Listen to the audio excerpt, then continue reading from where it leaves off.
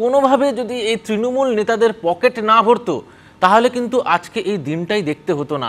আপনি ভাবুন কত শিক্ষক আছে এর মধ্যে যারা গোল্ড মেডেলিস্ট, ইউনিভার্সিটি টপার, বছরের পর বছর তারা পড়াশোনা করে এই পরীক্ষা দিয়েছেন, উত্তীর্ণ হয়েছেন, তারপরে তারা এই চাকরিটা পেয়েছেন সরকারি।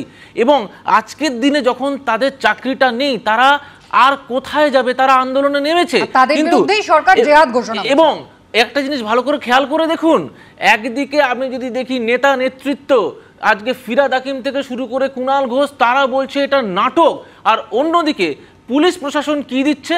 কসবায় দিচ্ছে লাথি, বিকাশ ভবনে দিচ্ছে লাঠি।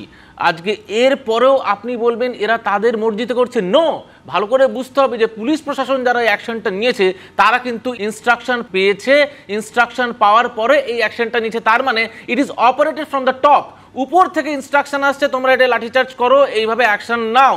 এবারে যারা উপরে বসে আছে তারা খুব ভালো করে জানে যে যারা যারা এই আন্দোলনটাকে লিড করছে তাদের যদি মাজাটা ভেঙে দেওয়া যায় তাহলে বোধহয় আন্দোলনটা রোখা যাবে। তাহলে এভাবে আন্দোলন ছত্রভঙ্গ হবে।